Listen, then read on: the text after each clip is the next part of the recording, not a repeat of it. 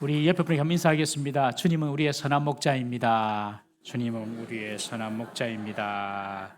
한 번 더 인사할까요? 아무것도 염려하지 마시고 주님만 따라갑시다. 시작. 아무것도 염려하지 말고 주님만 따라갑시다. 내일도 모르는 우리 인생, 내 지혜대로, 내 계획대로, 내 생각대로 살지 말고 한 걸음 한 걸음 목자 되신 주님만 따라가면 될 줄로 믿습니다. 한 걸음 한 걸음, 한 걸음씩 한 걸음씩. 순간순간 하나님만 따라가면 하나님께서 이끄십니다. 오늘 이 말씀을 가지고 다시 일어서는 힘이라는 제목으로 오늘 나누고자 합니다.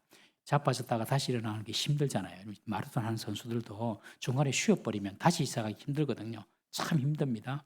그렇지만 하나님께서 우리에게 힘을 주실 때는 다시 시작하고 다시 일어설 수가 있는 것입니다. 오늘 그 말씀의 내용인데요.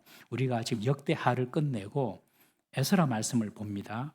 모두 구약의 이스라엘 역사 이야기입니다. 어떤 분들은 우리가 하나님을 믿는데 왜 민족도 다른 이스라엘 역사를 알아야 하는가 이렇게 말하는 분들이 의외로 많이 계세요. 여러분, 이스라엘 역사를 우리가 알아야 하는 이유는 하나님께서 모든 인류를 죄에서 구원하시고 하나님의 백성으로 삼으시기 위해 이스라엘을 택하셔서 이스라엘의 역사 속에 하나님의 계획을 심어주시고 이스라엘의 역사의 전개를 통하여서 하나님의 계획을 계시해 주시기 때문에 그렇습니다. 계시란 말이 좀 어려운 말인데 열어서 보여준다 그런 뜻입니다. 하나님께서는 인류 구원의 역사를 그 계획을 그것을 구속사적인 역사라는데 그 구속사적인 계획을 이스라엘 역사 속에 두시고 이스라엘 역사의 전개를 통하여서 그것을 이루어 가시는 것입니다. 그래서 우리는 이스라엘 역사를 알아야 하는 것입니다. 하나님께서는 이스라엘 역사를 통하여서 이 땅에 메시아로 오실 예수 그리스도를 보내시고 그리고 하나님께서 일을 하실 때에 당신의 섭리하시는 방법 그리고 당신의 성품이 이 이스라엘 역사를 통해 나타나거든요. 그러니 우리가 이스라엘 역사를 공부하는 것은 단지 이스라엘 역사만 아는 것이 아니라 바로 하나님을 알고 하나님을 배우는 과정인 것입니다. 아, 하나님이 이런 분이구나. 이것을 하나님이 쓰신 이스라엘 그 사람들 이스라엘 역사를 통해서 우리는 배울 수가 있는 것이죠. 그러니 이스라엘 역사를 공부하는 것은 하나님을 배우는 것이다. 그렇게 이해하시면 되겠습니다. 오늘 에스라 5장은 1차 바벨론 포로에서 돌아온 유다 백성들의 성전을 재건하려다가 이 유다 백성들이 제지를 당하고 방해를 당해서 16년간 성전 건축이 중단이 됩니다.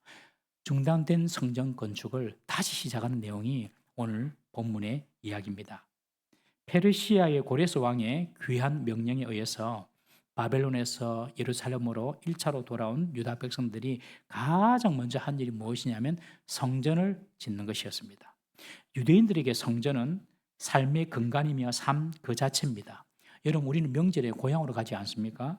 이스라엘 사람들은 명절에 예루살렘으로 올라갑니다. 왜냐하면 그곳에 성전이 있기 때문에 그곳에서 하나님께 예배하고 기도하기 위하여서 명절 때만 되면 예루살렘으로 갑니다. 그만큼 성전은 그들의 삶의 중심이고 신앙의 중심이라는 것입니다. 그런데 이스라엘 백성들이 예루살렘 돌아와서 성전을 짓는데 방해가 있었습니다. 그곳에 있는 사마리아 사람들이 살고 있었는데 이 사람들이 유다인들이 성전 건축하는 것을 방해해서 16년간 성전이 멈추어지고 맙니다. 이렇게 중단된 성전 건축을 오늘 본문에서 어떻게 다시 재개하게 되었는지 오늘 본문에서 상세하게 보여주고 있습니다. 에스라는 중단되었던 성전이 다시 재개됨을 통하여서 멈추어졌던 것이 어떻게 다시 시작하고 실패했던 것이 어떻게 다시 성공할 수 있는지를 보여줍니다. 여러분, 많은 분들이 과거의 실패 때문에 거기에 눌려서 다시 일어서지 못하는 분이 참 많습니다. 내가 과거에 실패했잖아. 내가 과거에 성공한 것이 뭐가 있어. 그러니 나는 앞으로도 실패할 거야. 이런 생각을 가진 분이 많아요. 특별히 또 주를 위해 살다가 실망하고 좌절하여서 주님을 위한 삶을 중단해 버리는 분도 계십니다. 과거의 실패에 대한 기시감이 새로운 일에 대한 용기와 도전의 마음을 빼앗아 버리는 것입니다. 내가 뭘 잘할 수 있겠어? 내가 손대는 일마다 실패하는데 난 실패 인생이야. 이런 패배감, 이런 두려움에 빠져서 현실에 그저 안주하면서 살아가는 사람이 의외로 많은 것입니다. 여러분, 오늘 본문을 통하여서 다시 일어서고 다시 시작하는 은혜가 있기를 주님의 이름으로 축복합니다. 여러분 멈춰졌던 이 성전 공사가 어떻게 다시 시작됩니까? 어떻게 다시 일어설 힘을 얻습니까? 첫 번째로 말씀이 들려줘야 됩니다. 하나님의 말씀이 들려줘야 됩니다. 우리 1절 말씀을 한번 읽어보겠습니다. 1절입니다. 오늘 본문 1절 시작. 선지자들 곧 선지자 학개와 이또의 손자 스가랴가 이스라엘의 하나님의 이름으로 유다와 예루살렘에 거주하는 유다 사람들에게 예언하였더니, 성전이 중단된 그 상황에서 하나님께서 선지자를 보냅니다. 두 사람을, 학개 그리고 스가랴. 이 선지자들을 보내셔서 백성들에게 하나님의 말씀을 듣게 합니다. 백성들은 이 하나님 말씀을 듣고 다시 힘을 내어서 성전 공사를 재개합니다. 여러분, 하나님의 말씀이 들려질 때 그때 다시 일어설 수 있는 힘을 얻는 시간인 것을 꼭 기억해야 됩니다. 어떤 말씀을 들었습니까? 학개가 전한 말씀, 또 스가랴가 전한 말씀. 어떤 말씀이냐면, 학개는요, 찌르는 말씀을, 하라는 찌르는 말씀을 전했고, 스가랴는 소망을 주는 말씀을 전했습니다. 이 두 가지 말씀이 다 들려야 됩니다. 먼저 학개가 어떤 말을 전했는지 우리 학개서 1장 2절에서 11절 말씀 조금 길지만 쭉 한번 읽어보겠습니다. 시작. 만군의 여호와가 이같이 말하여 이르노라. 이 백성이 말하기를 여호와의 전을 건축할 시기가 이르지 아니하였다 하느니라. 여호와의 말씀이 선지자 학개에게 임하여 이르시되 이 성전이 황폐하였거늘 너희가 이때에 판벽한 집에 거주하는 것이 옳으냐? 그러므로 이제 만군의 여호와가 이같이 말하노니 너희는 너희의 행위를 살필지니라. 너희가 많이 뿌릴지라도 수확이 적으며 먹을지라도 배부르지 못하며 마실지라도 흡족하지 못하며 입어도 따뜻하지 못하며 일꾼이 삭슬 받아도 그것을 구멍 뚫어진 전대에 넣음이 되었느니라. 만군의 여호와가 말하노니 너희는 자기의 행위를 살필지니라. 너희는 산에 올라가서 나무를 가져다가 성전을 건축하라. 그리하면 내가 그것으로 말미암아 기뻐하고 또 영광을 얻으리라. 여호와가 말하였느니라. 너희가 많은 것을 바랐으나 도리어 적었고 너희가 그것을 집으로 가져갔으나 내가 불어버렸느니라.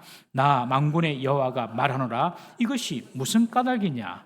내 집은 황폐하였으되 너희는 각각 자기의 집을 짓기 위하여 빨랐음이라. 그러므로 너희로 말미암아 하늘은 이슬을 그쳤고 땅은 산물을 그쳤으며 내가 이 땅과 상과 곡물과 새 포도주와 기름과 땅의 모든 소산과 사람과 가축과 손으로 수고하는 모든 일에 한죄를 들게 하였느니라. 아멘. 한죄는 가뭄이죠.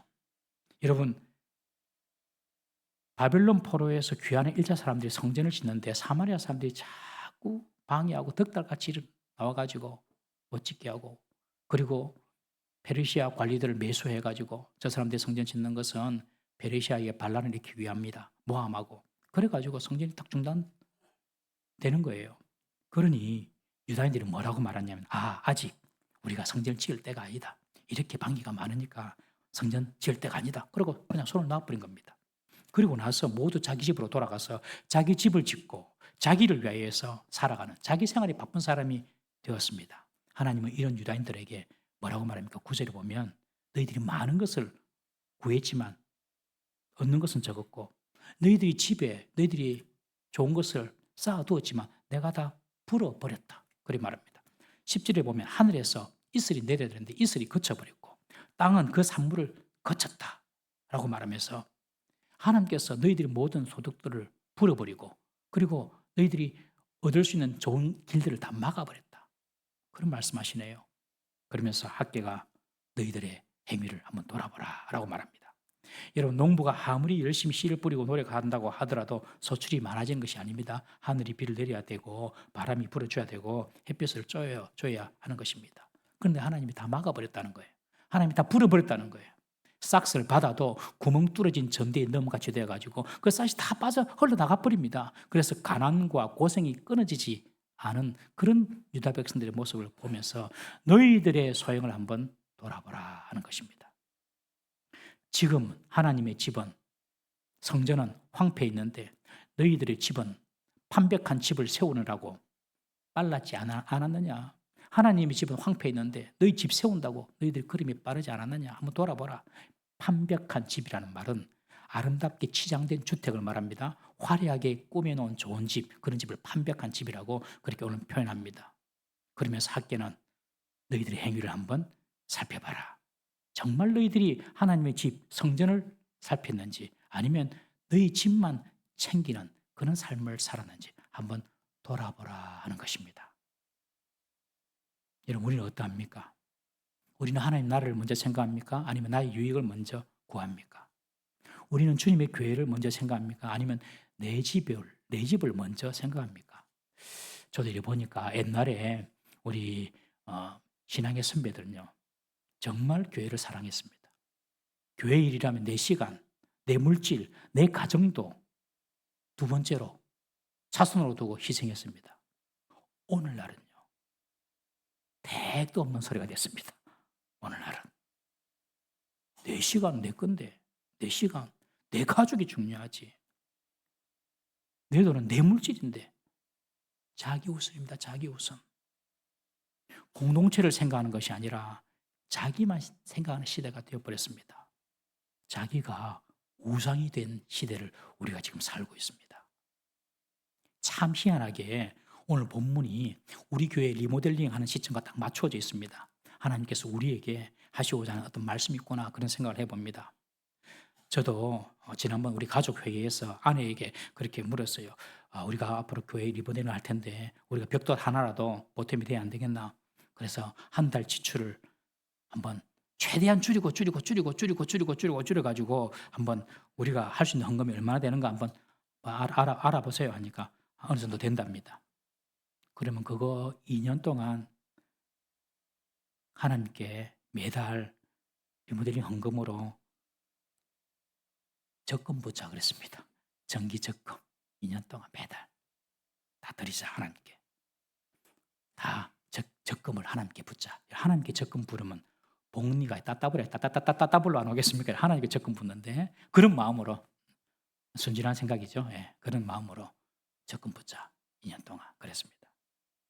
그렇다고 평소에 하는 헌금 11조 주일헌금, 목자헌금, 감사헌금 이런 거 줄이는 것은 꼼수 부리는 것이니 혹시 우리 집사람이 알바를 뛰고 있더라도 헌금하려고 하는갑다 생각하시고 이해를 하시기 바랍니다. 그래서 아이들에게도 너희들도 해야 안 되겠나? 우리는 용돈을 안 줍니다. 알아서 다 삽니다. 너는 어떻게 경제활동을 하지? 물었더니 둘째 이로미가 하는 말이 우리도 한대요 경제활동. 뭐지 하는데 세뱃돈이잖아 세뱃돈 그러는 거예요. 참 좋은 생각이다. 어떻게 그런 생각했는지 앞으로 2년 동안 설날, 추석 모든 용돈은 다 하나님께 바치자. 그래서 너희들도 3명이서 한 구자는 해라 그랬습니다. 여러분 너희는 먼저 그의 나라와 그의 의를 구하라. 그리하면 이 모든 것을 너희에게 더하시리라. 이것이 예수님의 약속입니다. 저희의 약속이면 안 들어도 되지만 예수님의 약속. 먼저 그의 나라와 그의 의를 구하라. 학계가 그런 말을 합니다. 너희들이 황폐한 성전을 먼저 생각했냐? 아니면 너희 집을 판벽한 집으로 만들고 너희 집 세우는 그 일에 마음을 더 썼냐? 그러니 모아도 날아가고 쌓아도 흩어지고 뿌려도 적게 거두는 것 아니냐 하면서 학계가 먼저 유다 백성들을 찌르는 말씀을 합니다. 유다인들은 그 말을 듣고 돌이키고 성전을 건축하게 됩니다. 두 번째 서가랴가 하는 말이 있습니다. 서가랴는 성전 재건에 대한 미래의 소망과 용기를 주는 말씀을 하십니다. 우리 서가랴 4장 7절에서 9절 말씀 한번 읽어보겠습니다. 시작. 큰 산아 내가 무엇이냐? 내가 스룹바벨 앞에서 평지가 되리라. 그가 머릿돌을 내놓을 때에 무리가 외치기를 은총이 그에게 있을지어다 하리라 하셨고 여호와의 말씀이 또 내게 임하여 이르시되 스룹바벨의 손이 이 성전의 기초를 놓았은즉 그의 손이 또한 그 일을 마치리라 하셨나니 만군의 여호와께서 나를 너희에게 보내신 줄을 내가 알리라 하시느니라. 성전 재건을 방해하는 자들이 큰 산처럼 보였습니다. 그러나 이제 그 큰 산이 평지가 될 것이다. 그리고 스룹바벨을 통하여서 성전 기초가 놓여지고 중단되어서 16년간 흘렀는데 그 성전 기초를 놓았던 그 스룹바벨을 통하여서 반드시 성전이 완공될 것이다 하는 것을 서가랴가 예언을 한 것입니다.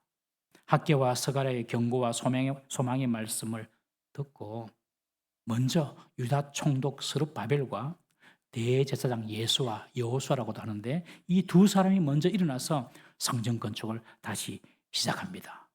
지도자 두 사람, 스룹바벨과 예수아. 이 두 사람이 성전 재건의 구심점이 됩니다.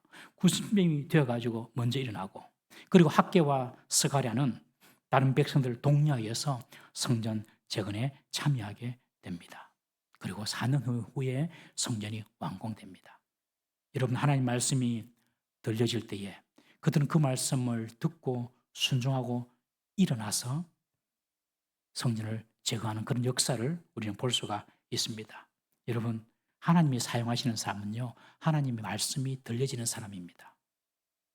예수님의 장례를 준비한 사람도 3년간 예수님과 동고동락했던 제자들이 아니고, 또는 열심히 밥을 준비했던 마르다도 아니고, 기적적으로 자기 병을 치유받은 그 사람들도 예수님의 장례를 준비하지 않았습니다. 예수님의 장례를 준비한 사람은 단 한 사람, 예수님의 발밑에서 예수님의 말씀만 들었던 사람, 바로 마리아에 의해서 예수님의 장례가 준비가 된 것입니다. 하나님 예수님 말씀을 자꾸 들어보니 예수님 뜻이 무엇인지를 알게 된 것이죠. 아, 이분이 곧 십자가에 죽으시겠구나. 아무도 몰랐어요, 제자들도. 그러나 마리아는 알았습니다. 말씀을 들으니까요. 여러분, 처음에 교회 오면 목사가 한국말로 설교하는데도 무슨 말인지 잘 못 알아듣습니다. 그러다가 말씀이 조금씩 들리기 시작합니다. 귀에도 들리고 마음으로 감동도 됩니다. 그때가 하나님이 나를 다시 일으켜 주실 타이밍입니다, 여러분. 그때가 내 인생이 새롭게 변화될 때입니다. 말씀이 들려질 때에 하나님께서 나를 통해서 일을 하시겠다는 사인을 보여주시는 때입니다. 여러분, 하나님 말씀이 들리지는 축복이 있기를 주의 이름으로 축원합니다. 말씀이 들려져야 됩니다. 두 번째로 어떻게 다시 시작할 수 있는 힘을 얻느냐? 그것은 바로 하나님의 도우심으로 다시 시작할 수 있는 힘을 얻습니다. 오늘 본문 5절 말씀 다 같이 한번 읽어보겠습니다. 시작. 하나님이 유다 장로들을 돌보셨으므로 그들이 능히 공사를 막지 못하고 이 일을 다리오에게 아뢰고 그 답장이 오기를 기다렸더라. 여기 보면 하나님이 돌보셨다, 유다 장로들을 돌보셨다라는 이런 표현이 있는데, 성경 원문 그대로 해석을 하면요, 하나님의 눈이 유다 장로들 위에 머물렀다라는 표현입니다. 하나님의 눈이 유다 장로들 위에 머물렀다. CCTV가 있잖아요. 이 CCTV가 모든 걸 다 봅니다. 하루에도 우리가 CCTV 한 5, 6번, 뭐 많게는 10번 이상 노출이 되는데요. 그래서 범죄를 예방하고 막기 위한 그 CCTV. 그런데 그 CCTV도 보는데 그 위에 하나님의 눈이 있답니다. 하나님의 눈이 우리를 다 감찰하십니다. 그 눈은, 하나님의 눈은 우리를 어떻게 잘못한 거 없나 이거 보는 눈이 아니라 우리를 지키고 보호하기 위한 하나님의 눈입니다. 이런 하나님의 보호하시는 은혜가 있었기에 성전 건축이 이루어지게 되었다는 것입니다. 언제 하나님의 보호하심이 있었습니까? 성전 건축을 방해하는 자들이 나타날 때였습니다. 예루살렘에서 성전을 재건한다는 소식이 유브라데 강 건너편 총독 닷드네와 그의 일행들에게 들려지게 됩니다. 이들은 페르시아 관리들입니다. 페르시아 관리로서 페르시아 제국이 지배하고 있는 속국을 관리하는 그런 사람들이었습니다.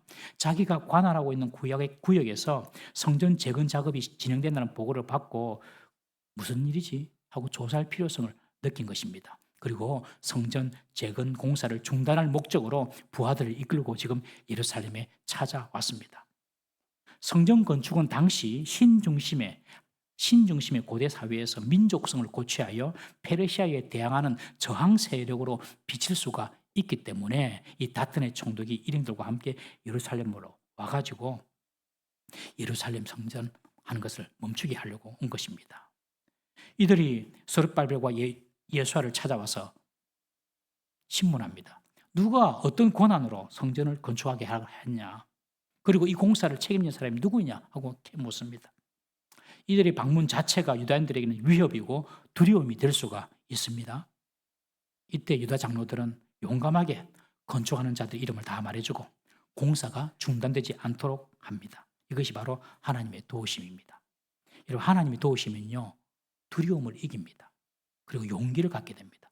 여러분, 지금 어떤 종류의 두려움이 있습니까? 두려움은요, 하나님이 주시는 마음이 아닙니다. 여러분, 꼭 기억하십시오. 두려움은 하나님이 주시는 마음이 아니다. 하나님이 도우시는 자들은 이런 두려움을 이기는 용기와 평안과 담대함을 얻게 되는 것입니다. 유다의 장로들은 성전 재건이 바로 고레스 왕의 명령이다, 이것을 인용을 하면서 건축의 정당성을 주장했습니다. 이들에게는 두려움이나 주눅든 모습이 없습니다. 여러분. 담대하고 적극적으로 총독 다ത്തോ네에게 어필을 합니다. 여러분, 우리 성도들은 세상 속에 살면서 세상 누구 앞에 서더라도 두려워할 필요가 없습니다. 여러분, 강하고 담대한 마음으로 여러분 세상 가운데 나아가야 될 사람이 바로 하나님 백성인 줄로 믿습니다. 하나님이 함께 하신다는 증거가 바로 담대함이에요. 혹시 여러분들이 어떤 두려움이 있습니까? 미래에 대한 두려움, 건강의 두려움, 물질에 대한 두려움, 삶에 대한 자녀, 가정, 어떤 종류든지 그 두려움이 있으면요, 하나님께 나와야 돼요. 하나님께 나오셔서 하나님의 도우심을 경험해야 되는 것입니다. 그 두려움이 물러가야 됩니다. 여러분, 여호수아가 가나안 정복을 앞두고 얼마나 두려워합니까? 그러니 하나님께서 여호수아에 나타나서 여호수아야, 두려워하지 마라. 내가 모세와 함께 있었던 것처럼 내가 너와 함께 하겠다. 그러니 두려워하지 마라. 여러분, 하나님께서 우리와 함께 하시는 증거가 그 모든 두려움에서 자유하고 마음의 용기와 담대함과 평안함을 얻는 것입니다. 어떤 두려움도 극복하고 이기는 우리 모든 성도 되시기를 주님의 이름으로 축복합니다. 또한 두 번째로요, 하나님 함께 하시면 어떤 도움이 있냐면요, 자기가 누구인지 분명히 압니다. 우리 11절 말씀 보겠습니다. 11절 말씀 함께 11절 읽습니다. 시작. 그들이 우리에게 대답하여 이르기를 우리는 천지의 하나님의 종이라. 예전에 건축되었던 성전을 우리가 다시 건축하노라. 이는 본래 이스라엘의 큰 왕이 건축하여 완공한 것이었으나. 유다 장로들이 그렇게 말합니다. 우리는 천지의 하나님의 종이다. 지금 페르시아 관리들 앞에서 우리의 왕은 하나님이시다, 이걸 선포하는 겁니다. 여러분, 지금 자기의 정체성을 분명히 드러내는 것이죠. 하나님이 돌보시는 사람은요, 자신이 하나님께 속한 사람임을 분명히 압니다. 여러분, 우리 자녀들이 넌 누구 아버지, 누구 어머니 자식이냐 하면 글쎄요, 이런 사람이 있습니까? 아무도 없습니다. 자기 엄마 아버지 다 이야기하지요. 하나님이 돌보시는 사람은요, 나는 하나님께 속한 사람인 것을 분명히 압니다. 1도 흔들리지 않습니다. 그 정체성이. 만약 누군가 여러분들에게 당신은 누구입니까? 라고 묻는다면 여러분들 뭐라고 말씀하십니까? 나는 하나님의 백성입니다. 나는 하나님의 소유된 사람입니다. 나는 하나님의 자녀입니다. 라고 우리는 말할 수가 있습니다. 그러나 세상에 수많은 사람들이 자신이 누구인지도 모르고 왜 세상에 사는지도 모르고 그냥 살아갑니다. 여러분, 정말로 많은 사람, 자기가 누군지도 모르고 왜 사는지도 모릅니다. 인생이 어디로 와서 어디로 가는지도 모릅니다. 이런 질문을 하는 것 자체를 무의미하다 생각합니다. 그냥 현실에 그냥 주어진 것만 열심히 해라, 그런 이야기합니다. 곧 닥칠 문제 앞에서도 현실에만 급급하게 살아갑니다. 아까 우리 찬양을 했지만 우리의 마지막은 어디라고요? 찬양대 찬양했잖아요. 아까 주님께서 우리 인도하시면 우리 마지막 어디라고 했잖아요. 우리 전선 집사님 어디라고 어디입니까? 본향에 그랬잖아요. 하나님 품이라고. 가사에. 우리 분명히 알잖아요. 성가대는 회개할지어다 오늘. 우리는 인생이 어디서 와서 또 어떻게 되고 어디로 가는지 다 알잖아요, 여러분. 그런데요, 이거 아는 거 진짜 대단한 겁니다. 우리가 아까 장로님 이야기했지만, 우리가 이곳에 기도했지만, 이곳에 예배하는 것 자체가 기적입니다. 기적, 여러분. 이걸 알고 우리는 사는 거예요. 그런데 많은 사람들이 그냥 삽니다. 물어보세요, 밖에 나가서. 당신은 왜 사노? 그냥 살지 뭐. 당신은 누구요? 하면 나는 내 이름은 뭐요? 뭐 이 정도, 몇 대 손이요? 이 정도밖에 말 못합니다, 여러분. 만물이 주에게서 나오고 주로 말미암고 주에게로 돌아가는 것입니다, 여러분. 하나님이 돕는 자는요, 자신이 누군지 분명히 압니다. 사탄 마귀는 항상 옆에서 우리 정체성 하는데, 네가 그래가지고 네가 무슨 하나님, 네가 그러려고 네가 무슨 목사고, 저는 그런 이야기 자꾸 마음속에, 네가 그래가 네가 무슨 목사고, 네가 때치하라 마. 내 마음속에 그런 마음이 계속 올라오거든요. 그러면 나는 그럽니다. 나는 부족하여도 영접하실 터이니. 할렐루야. 내 정체성이 흔들리면 안 되는 거예요. 그런데 하나님의 은혜가 임하면요, 하나님께 함께 하시는, 내가 누군지 분명히 압니다. 나는 비록 죄인이지만 용서받은 죄인이다. 예수님의 피공로에서 구원받은 하나님의 특별한 백성이다. 여러분, 이런 분명한 정체성 흔들리지 말고 가지시기를 주의 이름으로 축복합니다. 총독 다뜬에는 이렇게 말하는 유다 장로들의 이야기를 듣고 성전을 중단시킬 엄두도 못 냅니다. 중단시켜야 되는데 말도 못해요. 그들에게는 중단시킬 능력도 있습니다. 권한도 있습니다. 그런데 이렇게 담대하게 나오니까, 그래? 그럼 확인 한번 해보자. 그래가지고 정말 고레스 왕이 성전 짓도록 명령을 내렸는지 현재 있는 다리오 왕에게 편지를 씁니다. 그것이 오늘 내용입니다. 와보니까 이런 사람들이 이렇게 성전을 짓고 있는데 고레스가 줬다고 합니다. 명령했답니다. 한번 확인해 보세요. 한번 확인해 주십시오. 그리고 오늘 11절에 보니까 확인해 보시고 왕이 기쁘신 뜻대로 우리에게 말씀해 주십시오. 왕이 기쁘신 뜻대로, 이 말이 무슨 말입니까? 여러분, 속국이 성전 짓고 자기들끼리 으쌰으쌰 해보려 하면 정복하고 있는 그 지배국이 좋아하겠습니까? 안 좋아하죠. 그러니 그 칙령이 있는지 없는지 한번 먼저 확인해 보고, 있어도 왕이 노 하면 노 되는 거니까 왕이 기쁘신 뜻대로 하십시오. 우리는 그 말씀에 순종하겠습니다 하고 편지를 보냅니다. 그런데 페르시아로부터 온 답장이 놀랍습니다. 우리 오늘 본문이 아니라 그 다음 장인데 에스라 6장 12절 말씀 다 같이 읽어보겠습니다. 시작. 만일 왕들이나 백성이 이 명령을 변조하고 손을 들어 예루살렘 하나님의 성전을 헐진대 그곳에 이름을 두신 하나님이 그들을 멸하시기를 원하노라. 나 다리오가 조서를 내렸노니 신속히 행할지어다. 도저히 예상치 못한 답이 오는 겁니다. 지금 성전 짓는다고 그거 빨리 지어라. 신속히 지어라. 그리고 성전 짓는 사람 방해하는 것들은 전부 다 멸절시켜버리라. 이런 경고도 주시고, 그뿐만 아니라 성전 건축에 드는 모든 비용, 너희들이 거둔 세금 있지, 그 세금으로 다 충당해라.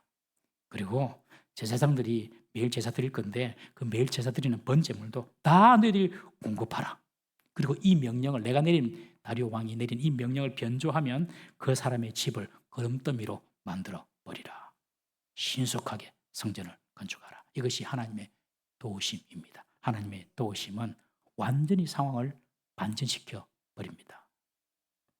여러분, 우리의 인생에 상황이 반전이 필요합니까? 하나님이 도우시면 됩니다. 주의 말씀이 들리면 그 말씀을 붙잡고 순종하고, 주의 나라와 의를 먼저 구하고, 그리고 내가 누군지 분명히 이해하고 믿고, 그리고 하나님의 도움을 구하면요, 역전의 상황, 반전의 상황이 일어남을 여러분 믿으시기를 바랍니다. 그런 경험이 우리 삶 가운데 많이 일어나기를 주의 이름으로 축복합니다. 일본의 도예의 기법 중에 킨척이라는 그런 도예 기법이 있습니다. 한번 그림 띄워주십시오. 이게 뭐냐면, 깨진 도자기 조각을 오칠로 먼저 다 흠을 메꿉니다. 깨진 도자기 조각. 오칠로 다 흠을 메꾸고 그 위에 금가루, 은가루 뿌려가지고 새로운 작품으로 재탄생시키는 전통 도예 기법이 킨츠키라는 일본의 도예 기법이 있습니다. 킨츠키. 뭐 깨어지면 다 버리잖아요. 그런데 의미가 있는 소중한 그릇이 있지 않습니까? 버릴 수 없는 그런 그릇들을 가지고 주로 이렇게 다시 부활을 시키는데, 이 작품이 원래 작품보다 엄청나게 비싸답니다. 오히려 이런 기법을 통하여 새롭게 탄생된 작품이 고가의 작품이랍니다. 과거에 우리 돌아보면 실패도 있고 실수도 있었습니다. 그러나 다시 용기를 내어서 일어나면 여러분, 우리의 인생은 더 아름다운 작품이 됨을 믿으시기를 바랍니다. 과거의 실패로 끝난 것이 아니에요. 이번 주 목요일 날 우리 수능 시험이 있습니다. 고3들은, 수능 치는 아이들은 그것이 인생의 전부인 줄 알아요. 그 실패하면 인생이 실패한 줄 알아요. 그 수능에 성공하면 인생이 성공한 줄 알아요. 절대로 안 그렇습니다. 인생에 너무 많은 변수가 있습니다. 과거에 실패했다고 미래에도 내게 좋은 일이 있겠나? 나는 손대는 것마다 실패해 하면서 일어날 꿈도 못 꾸고 생각도 못하고 용기도 못 가집니다. 자꾸 인간적인 방법으로, 세상적인 방법으로 삽니다. 여러분, 인간적인 방법으로, 세상적인 방법으로 살면 계속해서 마치 메비우스의 띠처럼 다람쥐 쳇바퀴 도는 것처럼 고난과 고통이 끊이지 않습니다. 분명히 말씀합니다, 여러분. 절대로 못 벗어납니다. 하나님의 말씀을 듣고 주의 나라와 의를 먼저 구하고 내가 누구인지 내 정체성이 분명히 하고 그리고 하나님의 도움을 구할 때에 하나님의 도움이 임하면 그 사람 인생이 역전되어 버리는 것입니다. 사랑하는 성도 여러분, 오늘 무너졌던 그 성전을 세우다가 16년간 중단된 성전을 오늘 다시 학교와 스가랴 선지를 통하여 일으키는 것을 지금 에스라가 적고 있습니다. 하나님 말씀을 사모하십시오. 그리고 그 말씀이 들리면 그 말씀에 순종하십시오. 그것이 하나님이 도우시는 시작입니다. 그때 우리의 상황도 역정도 뛰어넘는 놀라운 기적의 역사를 경험하게 될 줄로 믿습니다. 과거에 실패했더라도 다시 일어설 수 있습니다. 다시 시작할 수 있습니다. 우리 성도 여러분, 지금까지 살아온 인생보다도 남은 우리 인생이 더 귀하게, 더 빛나게 쓰임받는 우리 동부3교의 모든 성도 되시기를 주님의 이름으로 축복합니다. 기도하겠습니다. 우리